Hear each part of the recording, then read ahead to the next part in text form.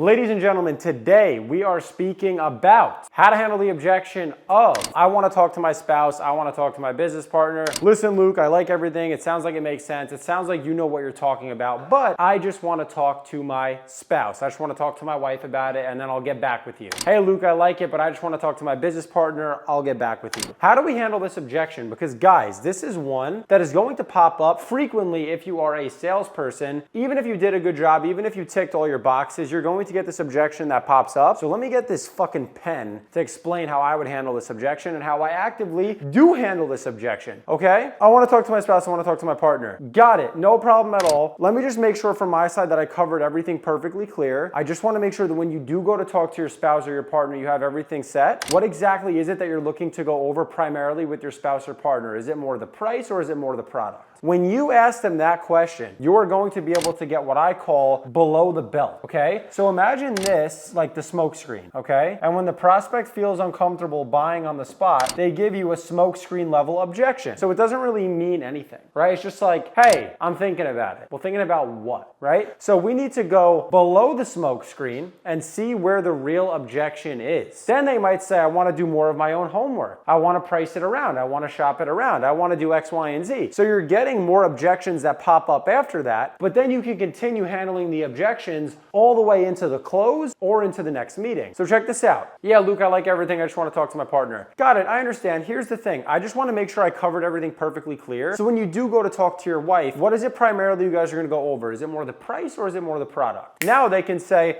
listen, Luke, for us, I know we're going to discuss budget. Right now, this many $1,000s a month is a lot of money. So really, it's the financial investment for us that we always have to talk about together. Boom. Now I'm dealing with a price objection, not a wife objection. Because you know what's going to happen? This guy, okay, that says, I want to talk to my wife, might go to his wife and say, hey, I'm thinking about doing this thing. How much is it, hon? $2,000 a month? No, we're not doing it right now. I don't care what it is. We're not doing it. Boom. You just got your nuts clipped by the wife.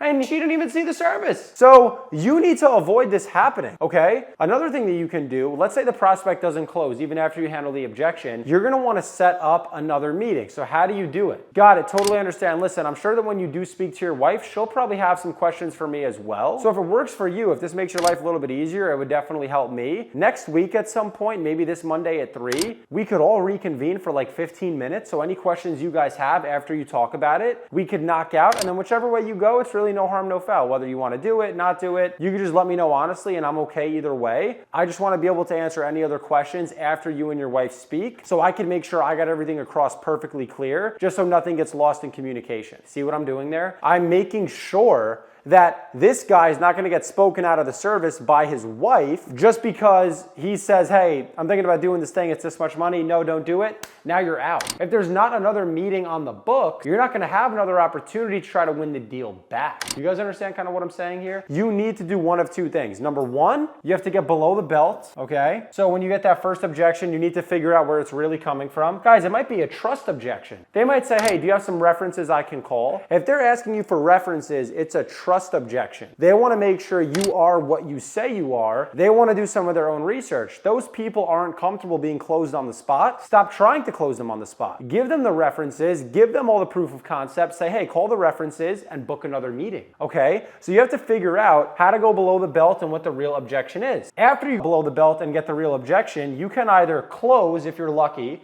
You can say, listen, now that you have that information, do you want to give it a shot for 30 days just to save you and your wife the time, right? So you can do that. Or number two, you can set up a second meeting. And the reason I like setting up a second meeting is because setting up a second meeting shows that you're not that thirsty for the deal. You kind of understand what I'm saying? A lot of people are dying to close the sale on the first call. And the problem with that, especially in B2B, let's say that you sell a marketing service, is you don't give the prospect enough time to feel like they did enough of their research or their homework. Where they're just gonna be like, listen, everything sounds good, but I just don't feel comfortable buying anything on the spot. That's really what everyone wants to say, but they'll never fucking say it, okay? So you can literally say, listen, I'm totally okay if you feel uncomfortable buying on the spot. I don't expect that at all. Boom, now they just let their guard down. What? A salesperson just said, I don't need to buy on the spot? Yeah, no, take your time, think about it. I'm gonna send over a ton of references for you. I know you and your wife are gonna talk. I just wanna make sure that when you guys talk, I could finish answering any other questions. So if it works for you, next week I have 15 minutes at 3 o'clock Tuesday. If you guys are game, I can literally just make sure I finish answering any other new questions that might pop up. Would that work for you? Boom, book the second meeting. Then on the second meeting, you can knock out any of the real non-smoke screen objections because you will get them at that point and you can close the sale. We do this every single day within our marketing agency because when we sell on Zoom, people sometimes feel uncomfortable sending thousands of dollars to someone that they just met behind a laptop. I get it. I mean, we're saying, hey, we can do this, we can do that, we can do this, we can do that. This is the fee.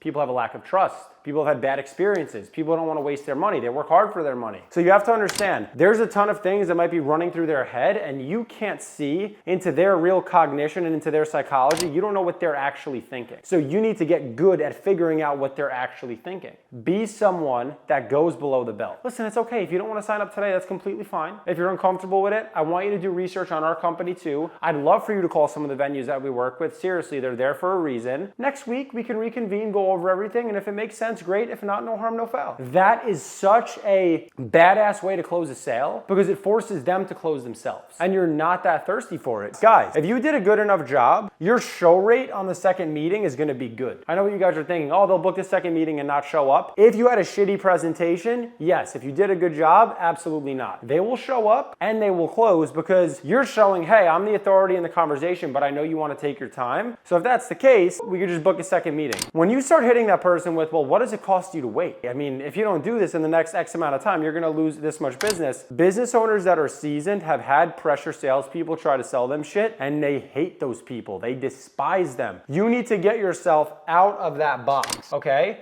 So these are all the other pressure salespeople in the box. This is you like, hey, I'm not that thirsty for the deal. We could just reconvene and you let me know whichever way you wanna go, but you make sure you get the real objection first. Because if they just say, I wanna talk to my spouse, and then you just book the follow-up call, they probably won't show up. But if they say, I wanna talk to my spouse, first you go below the belt. Got it? I wanna make sure you guys have all the information you need. Is it more the price or the product?